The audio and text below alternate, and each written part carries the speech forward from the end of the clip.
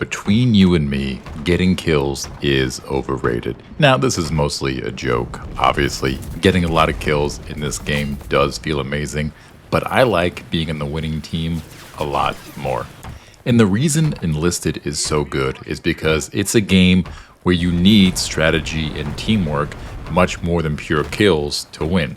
Sure, you do need a couple warriors on your side to execute that strategy and be part of that teamwork, but if you think your team is going to win, if everyone on your side is running around trying to maximize their kill count, well, half of them are going to fail, and you are not going to have a very good time. Now, I know some of you out there are already getting ready to tell me I'm dead wrong, and sure, there are a handful of matches where you can just brute force your way to a win. I've been on both sides of them. They suck, or they're amazing if you're winning. But more often than not, you need a team that's actually operating around objectives and roughly operating with a cohesive plan to reliably win. You need all the roles working in tandem. The other day, I made a video talking about how engineers are the most important role in Enlisted. And that is still, in my opinion, undeniably true, but those rally points aren't useful if the right squads aren't pouring out of them. If you don't have assaulters out there for up-close fighting in the objective, and snipers to take out enemies from a distance, and tanks ready to lock down a lane and to counter enemy armor, and then even riflemen who are going to pile numbers onto the objective if you're attacking or defending. Not to even mention all the specialty squads like artillery and mortar and machine guns, which I don't use very effectively myself, but I've certainly been on the receiving end of one of their attacks, and boy, it actually does indeed suck, except for that bomber run. Looks cool, does nothing.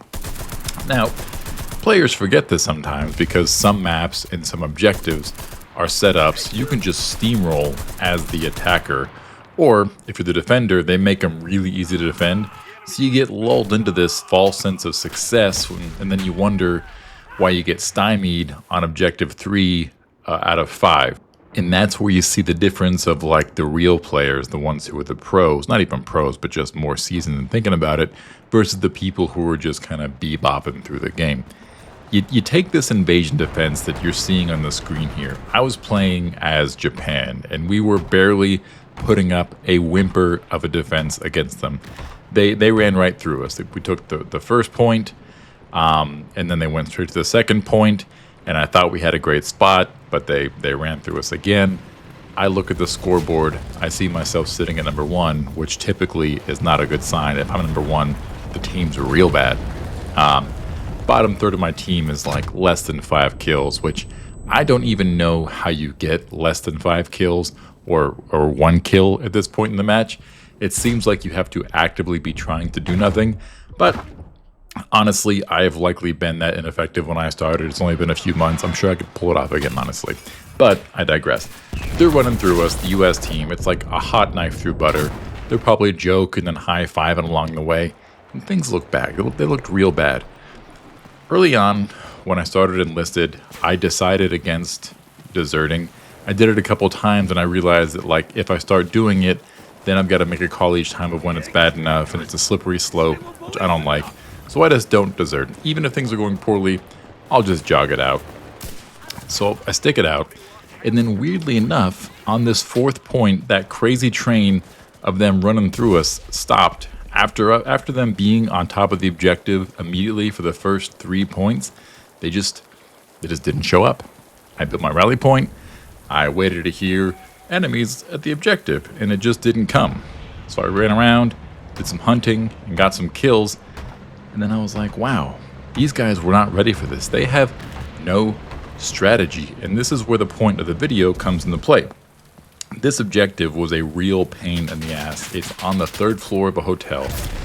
There's no really obvious spot for a rally point. If you're the attacker, they set up theirs in a shop across the street. They had to cross this wide open road, and that gave our defending team this great firing spot from up top.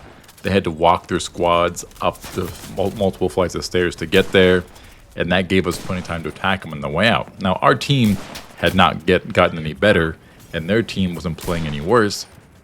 But suddenly, they just didn't have that same advantage of getting to be able to walk through and conquer the points. The first three, they got to gleefully skip through, take them, and now they needed to actually make a strategy, work as a team, and conquer that objective. And spoiler alert, they did. They actually did put it together, threw themselves to the front door for a few minutes with no success. Then they got like a tank deploy, they got some squads going, and they got their way up. But we slowed them down, we took a big chunk out, and then most importantly, that gave us a fighting chance at the end for lucky number 5. And this one was wide open to where whoever made the better plan would win. Honestly, I wonder if Gaijin actually designed it this way. Who knows if they were that forward thinking. This point though, mostly wide open, plenty of options to attack from. I built my rally point, tucked it away, kept it close. They built theirs way down the road. And for whatever reason, all their troops came in the same like alleyway, essentially. We could just take easy shots. They kept spawning tanks that wanted to act as the lone wolf, be the game changers. They got blown up a lot. Each squad was like acting as an individual, trying to play hero ball and get the point, and that rarely works. So meanwhile, our team had gotten it together. We had guys playing the point. We had people on the sides, laying down cover and keeping them funneled. We had squads out there doing some advanced hunting. We had some kamikaze tank killers. I was one of them. If I saw a tank, I said, oh God, here comes my TNT. It was a thing of beauty. And in doing so, we took what looked like this absolute rout and we turned it into a win. They always seemed to have the better shooters. Our bottom third of our team barely got better, but we played as a team and we won the game. And that is why I truly enjoy Enlisted. Other games I've played, like Battlefield or Call of Duty, it's just a bunch of sweats running around, going for the most kills, rapid fire. And yeah, Enlisted has those guys too, but the team aspect feels so much more present. Maybe it's because the game moves a little slower. Maybe it's because, and this is a guess, maybe because demographics skew a bit older. I'm not sure. But even if it's happening subconsciously, we're all making and executing and then updating and then carrying out a strategy. And in Enlisted, strategy is more important than kills. Well, that's all I've got for today. I've had an amazing run in Enlisted lately because we played as a team. If I'm wrong, tell me why. If I'm right, tell me how good I am. If you haven't subscribed, please do so. And we'll talk to you next time.